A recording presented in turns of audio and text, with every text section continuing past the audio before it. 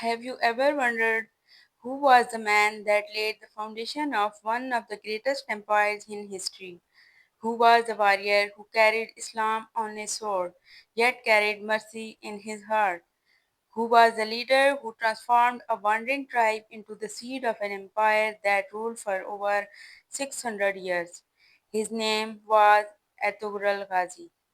Today, in this epic journey, we will dive into the story of Ertugrul Ghazi, not just as a warrior, but as a believer, a visionary, and a man chosen by destiny.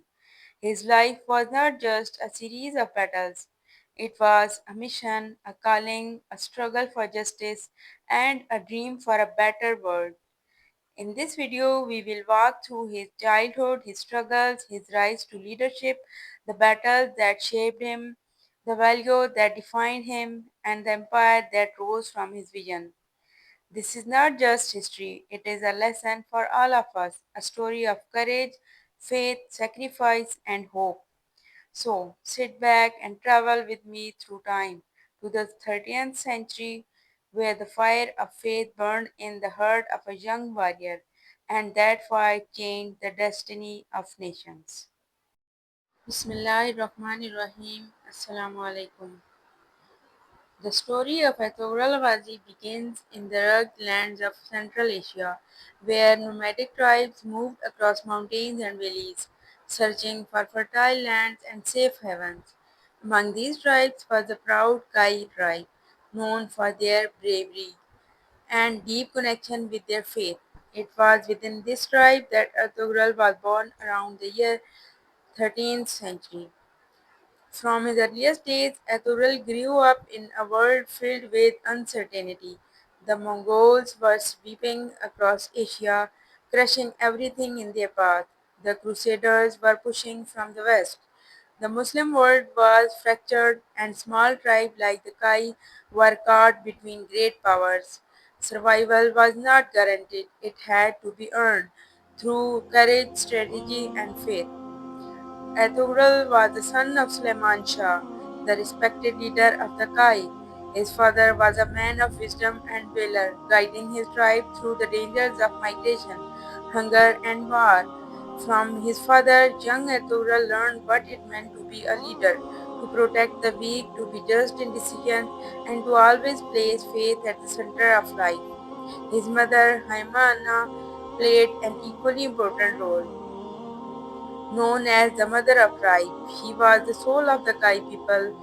She instilled in the Enthorol the value of compassion, sacrifice, resilience. She reminded him that strength was not just in the sword, but also in patience, wisdom, and unity. Growing up, Aturul was different from the other young men of his tribe. He was not only strong in body, but also sharp in mind. He would spend hours in listening to elders, telling stories of past heroes, of prophets, and of great warriors who fought for justice. Those stories lit a fire in his heart, a fire that made him dream of a future where his people would not wander aimlessly, but would have a homeland where justice, faith, and honor would reign. But life was not easy for the Kai. The tribe faced constant threats, hunger, harsh winters, and attacks from rival tribes. As a teenager, Ertugrul joined hunting parties and defense units. With each battle, he proved his courage. He was fast with the sword, precise with the bow, and fearless in the face of danger.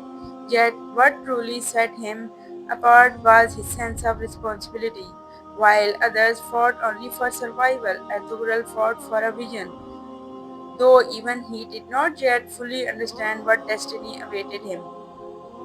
One of the most defining moments of his youth came when the Kai tribe under Suleiman Shah was forced to migrate.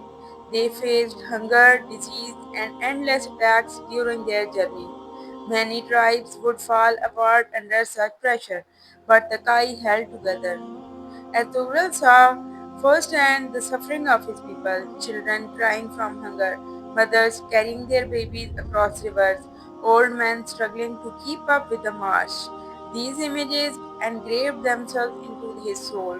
He saw silently to himself that one day he would lead his people to a land where they could live with dignity and peace. During these early years, Arthural also built strong bonds with the men who would one day become his loyal companions. Turgut Alep with the mighty axe, Bamsi Barak with his strength and humor, and Dogan Alp sharp minded and brave. Together they trained, hunted, and fought side by side. Their brotherhood became unshakable, and their loyalty to Ertugrul would later shape the destiny of the kite. My dear friends, as Ertugrul grew older, the weight of leadership slowly began to fall on his shoulders. He was not yet the way of his tribe, but even then people looked to him for guidance, for courage, for hope, and though he was still young, his heart carried the burden of a nation waiting to be born. My dear friends, little did he know that soon even would unfold that would test every ounce of his courage, reshape the future of his tribe, and mark the beginning of a legend. The boy who had grown up with dreams of justice was about to step into the battlefield of destiny. As Ertugrul stepped into adulthood, the world around him grew darker. The Mongols were like a storm sweeping across the lands, fierce, merciless, and unstoppable. Entire cities were reduced to ashes, and tribes were forced to flee. At the same time, crusaders in the west were pushing with equal aggression, trying to crush the Muslim world under their banners. For small tribes like the Kai, caught in the middle, survival seemed almost impossible. Ertugrul understood one truth early.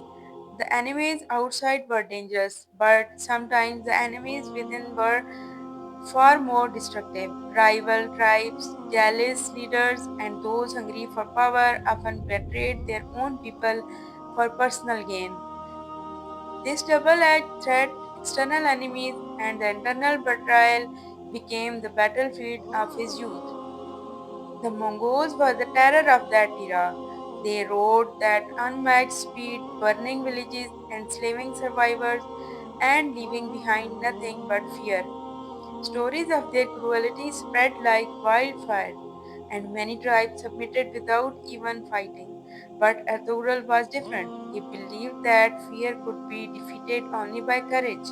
He believed that no enemy, no matter how powerful, could erase a people who stood untied under faith and justice. My dear friends, in one of his early encounters with Mongol forces, Ertugrul led a small group of Alps against a far larger enemy.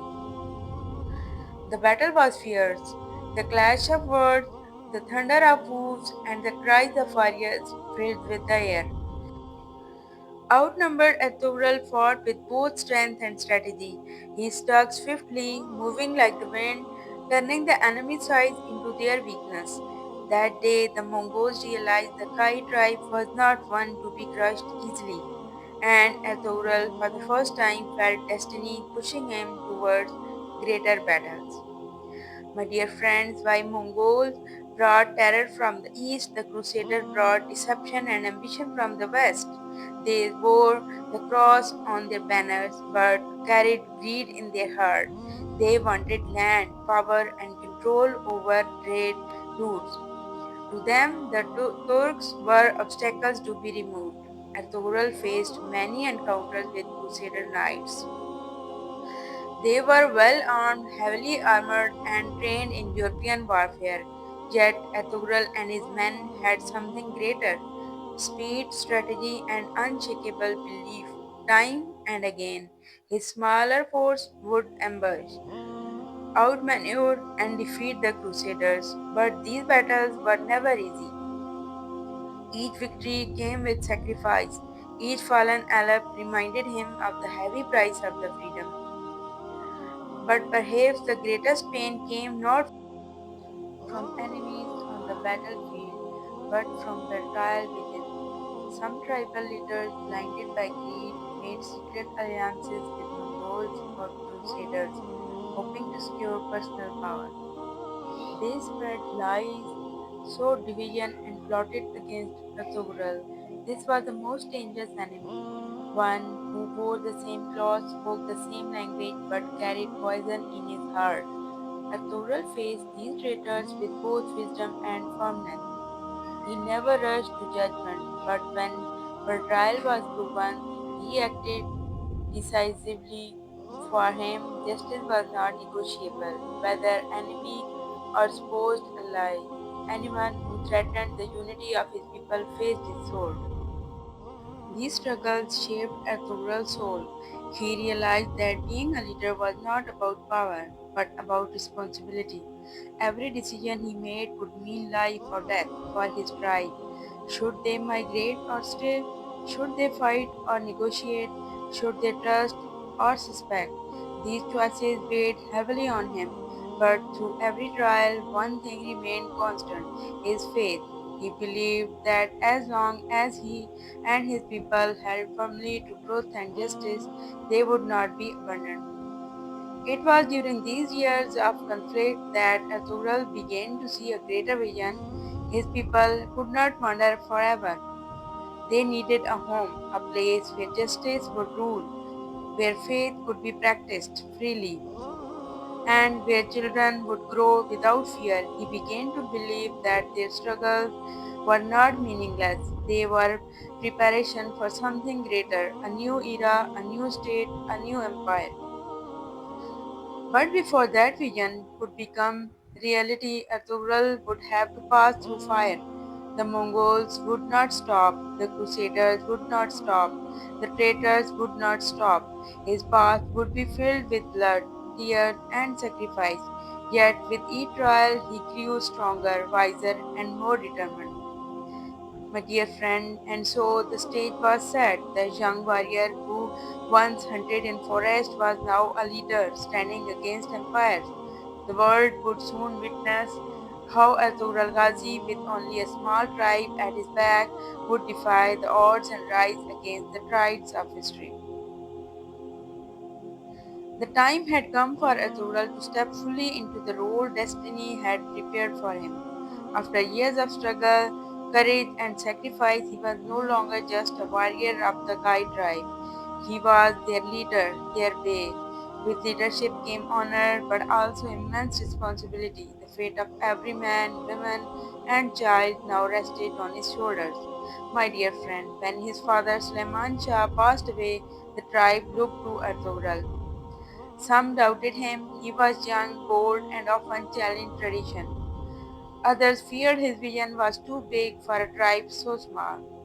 But those who had fought beside him, those who had seen his courage in battle and his justice in decision making, placed their trust in him. With the support of his mother, Haima, his loyal companions, and the majority of the tribe, Artural was chosen as Bey of the Kai. His first address to his people was not a promise of riches or glory.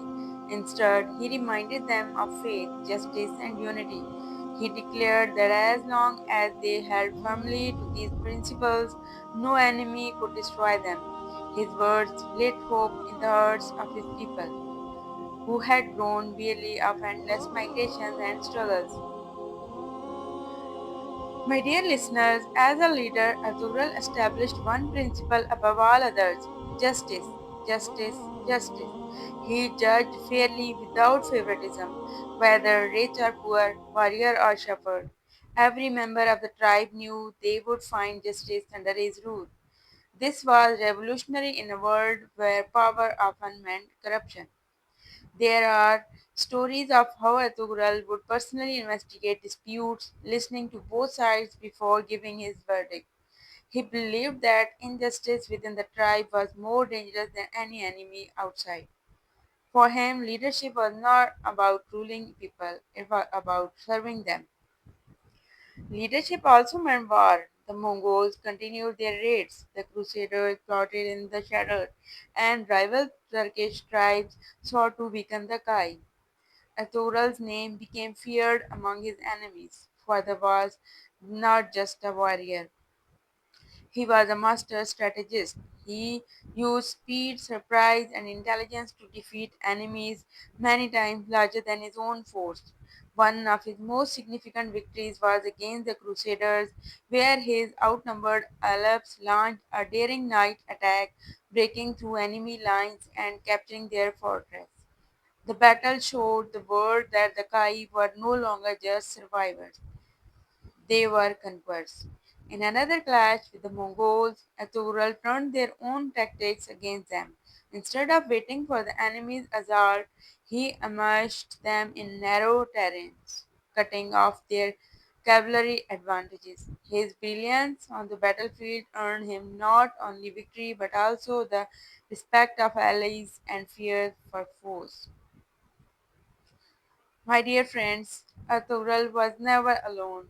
His greatest strength lay in the loyalty of his companions, his Alps. Turgut, with the mighty axe, whose roar in battle struck fear into hearts. Bumsi, whose unmatched strength was balanced by his humor and innocence. Dogan, sharp-minded and fiercely loyal. Together, they were more than warriors; they were brothers. Their bond was forged in countless battles, in nights spent under the stars, in sharing hunger, pain, and dreams. This brotherhood inspired the whole tribe. It showed that unity was not just a word, it was a force. Artugral's companions were proof that when men and stand together with trust and faith, they can face an enemy, no matter how powerful. My dear friends, amidst the storms of war and betrayal, a light of love entered Atagural's life. Halima Sultan. She was not only beautiful but also wise, strong, and deeply faithful. Their marriage was more than a union of words, it was a partnership in mission. Halima stood by Azurul through every trial, offering counsel, comfort, and courage. She shared his dream and his burdens, raising not only their children but also raising the morals of the tribe with a gentle strength. For Ertugrul, Halima was not a distraction from his mission.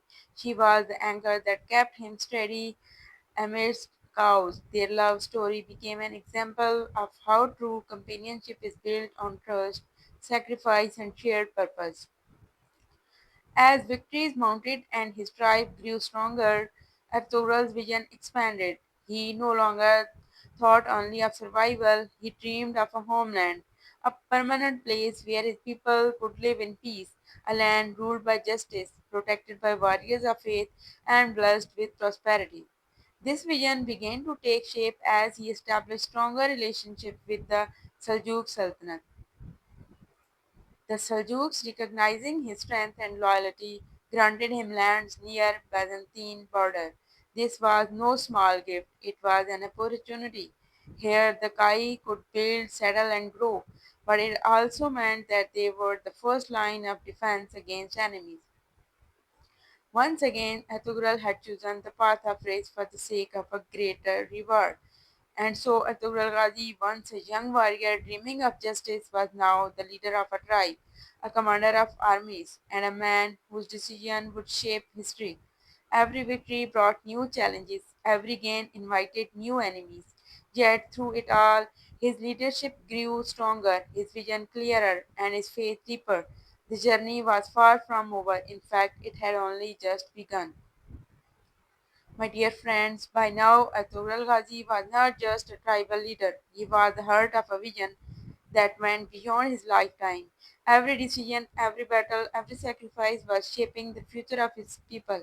But dreams do not become reality without foundations. Ertugrul knew that if the Kai tribe was to survive and flourish, they need stability, discipline, and unity. The time of wandering endlessly was over. The time of building had come. For decades, the Kai had moved from land to land, chased by enemies, weakened by hunger, and tested by harsh winter. But through the grace of destiny and his alliances with the Seljuk Sultanate, Ertugrul was granted lands near the Byzantine frontier. These lands were fertile but dangerous, for they lay on the edge of two great civilizations. To many, it was a risky gift. To Ertugrul, it was the opportunity of a lifetime. Here, the Kai built their tents, plowed the soil, and raised their flocks. For the first time, children grew without fear of sudden migration. Women spun wool without wondering when they would have to pack their looms. Men built wooden forts, watchtowers, and markets. Life began to settle, but it was only the beginning. The Byzantine border was both blessing and a challenge. From the west, Byzantine commanders tested Athurul with raids and ambushes. From the east, Mongols still threatened with their brutal power. Ertugrul positioned the Kai as guardians of the frontier. His allies became more disciplined, his strategies more refined. Each battle was not just about defending land, it was about proving that the Kai were here to stay. Ertugrul turned his tribe into a disciplined fighting force. He trained his men in both traditional steppe warfare and innovative tactics. The Kai learned to use the terrain to strike swiftly and to retreat wisely. Their small numbers became an advantage as they could move like the wind, striking where least expected. Soon, both Mongols and Byzantines came to respect and fear the banner of the Kai. Ertugrul understood that the sword alone could not secure a future. Alliances were as important as victories. With wisdom, he forged ties with neighboring tribes, often uniting those who had once been rivals. His fairness and justice won him the trust of allies, while his courage won their loyalty. He also maintained loyalty to the Seljuks, though he was careful never to let his tribe become more mere pawns. His diplomacy balanced respect with independence, a delicate line that required both wisdom and strength. My dear friends, inside the tribe, Athural built more than just tents. He built order. He established clear laws based on justice and fairness. Disputes were resolved through councils and very wise where Aleph or shepherd had a chance to be heard. He encouraged honesty in trade, fairness in judgment, and discipline in conduct. Above all, he reminded his people constantly that their strength came from faith. He built mosques, poured scholars, and made sure that the spiritual heart of the Kai was never forgotten. His vision was not only about military strength, it was about building a society rooted in justice and belief. He knew that only faith could hold people together through the storms of the history. My dear friends, Arturo also looked ahead. He knew that the survival of the tribe depended not just on today's warriors but on tomorrow's leaders. He invested in the youth, training young boys to ride, to hunt, to fight, and to think a leader. He instilled in them the values of courage, patience, and loyalty. Among these young men was his son, Osman, who watched closely as his father turned vision into reality. One day, Usman would take those lessons and build an empire that would last for centuries. By the end of these years, the Kai were no longer wandering nomads. They were settlers, warriors, farmers, traders, and leaders of a small but powerful state. Their banners flew proudly over fortresses won from enemies. Their markets buzzed with trade. Their mosques echoed with prayers. For the first time in generations, the Kai people tasted stability. But Ethural never allowed his people to grow complacent. He reminded them constantly that his foundation was only the beginning. Greater challenges awaited, greater battles loomed, and greater responsibilities lay ahead. He knew his time was limited, but his mission was clear to prepare his tribe for something far larger than themselves. And so Arturo Ghazi laid the foundation of what would become the Osman Empire, not by chance, not by accident, but by vision, sacrifice, and faith. The empire had not yet been born, but its seed had been planted, a seed that would soon grow into a tree, those whose shade would cover half the world. As the Kai tribe began to grow under Arturo's leadership, a storm was already gathering on the horizon. The Crusaders, backed by powerful knights, too, and the spurred by Byzantium, were determined to crush any rising Turkish power. To them, the Kai tribe was just another obstacle in their mission of domination.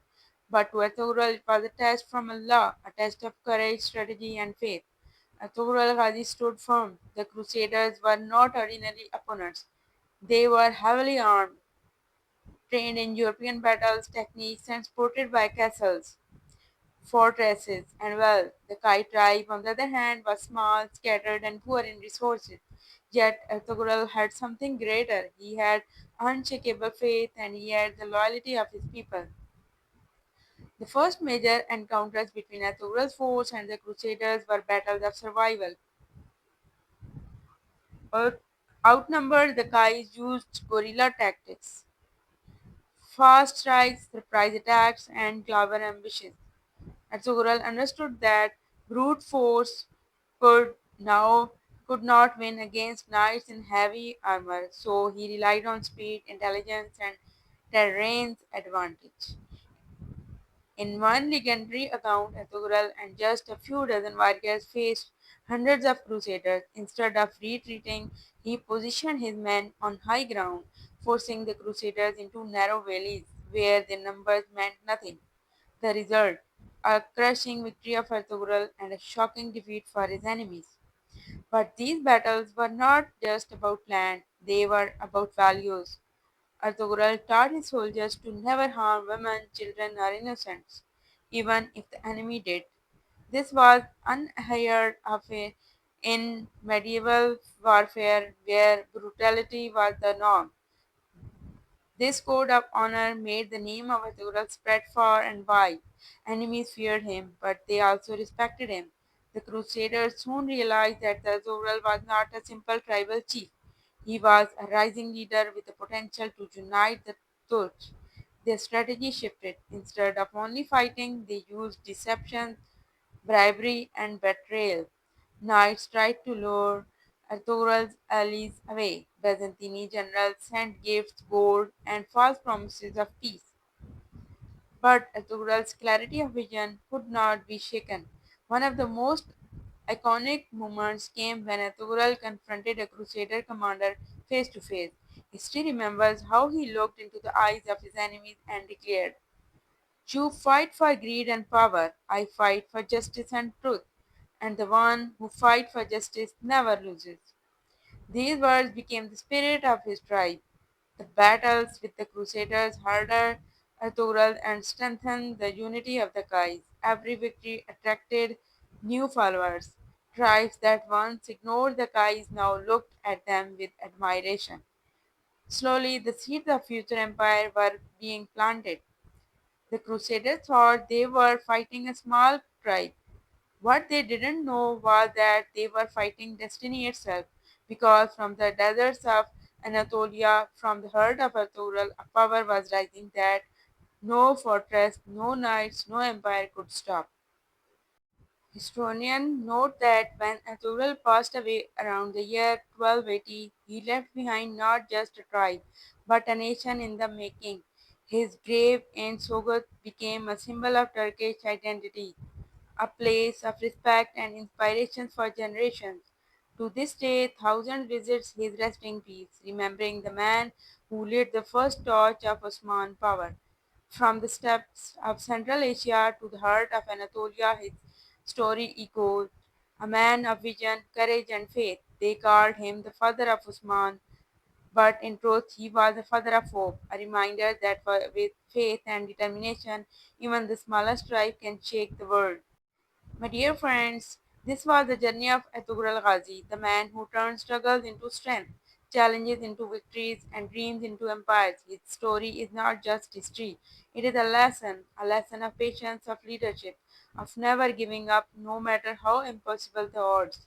May we too carry such values in our lives. My dear friend, if you found this story inspiring, don't forget to like, share, and subscribe for more historical journeys. And tell us in the comments what lesson from Artugrul Ghazi life touched your heart the most. We will meet again in the next video. Until then, stay inspired, stay strong. See you in the next video. Allah Hafiz.